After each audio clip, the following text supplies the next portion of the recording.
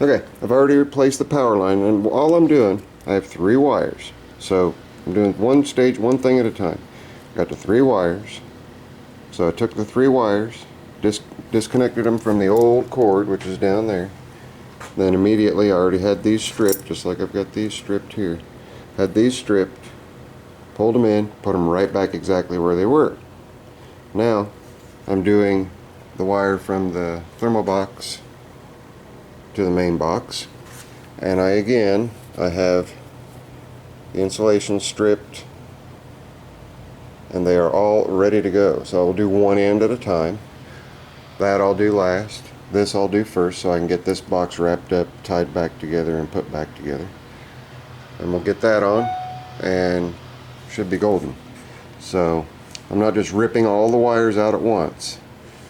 I'm taking it one step, one stage at a time, so that it stays organized just the way that it was originally, and I'm not having to chase and trace wires. Like here, this is a cloth bound wire, and this is a cloth bound wire. This one's black, and this one, believe it or not, is actually white, but you can't see that. But you can see it's attached to 2 other white wires. One white wire going to the motor for the pump, right there where my finger is, and then the thermal box wire. So I will simply disconnect this, take the thermal box wire off, put these 2 wires right back on the wire nut. You see what I'm doing, the process there. And then over here I've got the black wire going to the fan right here.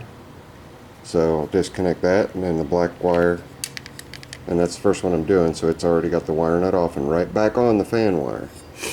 And then the green ground comes around, and even though this is the old wire, I have already attached it to the white lead going to the thermal box, even though that wire is getting ready to get changed right now. That way I'm staying organized and not losing my place.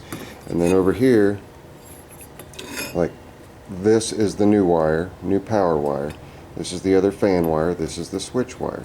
The other switch wire comes up right here and attaches to the black cloth wire and the black vinyl sheath wire going into the motor pump. So pretty straightforward. We'll see when I get it done. Alright, we're done on this side. Everything's connected here. Everything's copacetic. Everything's good. These wires, the cloth coated wires, they're in good shape, real good shape. So I'm leaving those be. The wires also going into the pump motor and the igniter are also good, so those are staying the same. I'm going to come down through. It's got a little grommet there to run that cord through, and it comes through. And then these little locks, they use these on everything. They're easy enough to get out. You just get a pair of pliers, and I already took this one out, so I'm not going to take it out. I'm just going to show you. You get a pair of pliers in there and just pinch, squeeze it. You're just making it smaller than the hole, and then you just pull it out. Okay? You can see a little bit of light coming through from that. But that's that. Sorry. The camera wasn't looking. There's a little bit of light coming through, but that's not going to hurt anything. Now all I have to do is I'm going to take these 2 connectors. I'm going to open them up and clean the wire out of them and recrimp them onto the new wire. So I still have right angle connectors because Zippo doesn't have any. So I'm going to reuse these, and they should be just fine. And it's just a matter of connecting everything up where it goes according to my papers. And then this part of this, then the job's done. Then I can set this thing on the floor, fire it up, see if everything's going to work. So stay tuned. If I had looked closer, I could have left the main power cord on, but I'm glad I'm replacing it just because it is old. But the old power cord's in good shape. So I wanted to test the motor.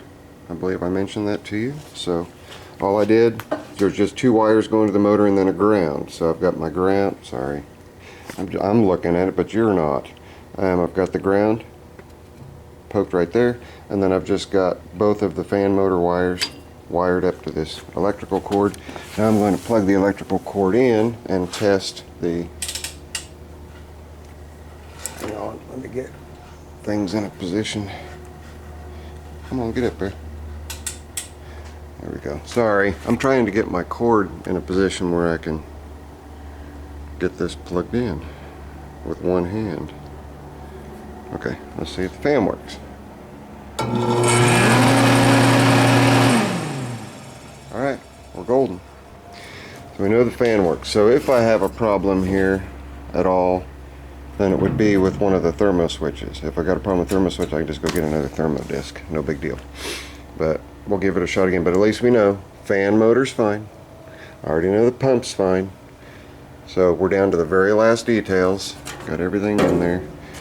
I'll get this hooked up, fired up, see how she does. But I just wanted to show you guys real quick how I can test that motor just using another cord, a separate cord. And just make sure you put your little grounding wire right there, just somewhere on there so that it's grounded when you've got something going with something like this, just especially with flammable liquids. So anyway, stay tuned for the finale. Okay, last little bit's wired. Just got black. This is just a kill plug. If this isn't in, the furnace will not work. So we got black to the kill, and then black to the kill, and then white, black, and green from the power line coming in. That's it, just that simple. So we'll button it up, set it on the ground, see if she'll fire, and if the fan will work. If not, like I say, got one of these what do they call them, thermo discs.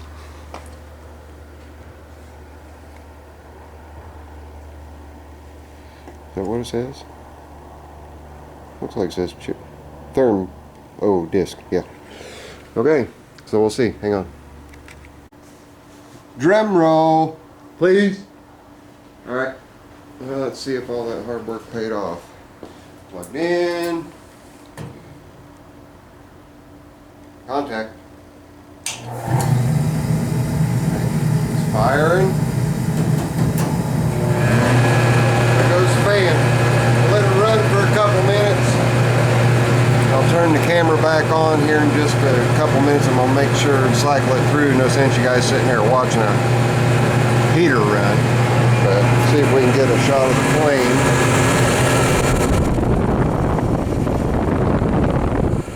Can't see the flame, but it's definitely warm. We'll let it run for a little while, make sure that thermo switch is okay, thermo disc, and get right back. Hang on. Okay, project complete. I let it run for about 15 minutes. It did just fine. So that's pretty awesome. I've got a good complete running backup. And since it's doing what it's supposed to do, I'll take it out to the garage to use out there. This concludes the Farm King Salamander rewire job. I'll tell y'all later. This is Zippo. I'm out.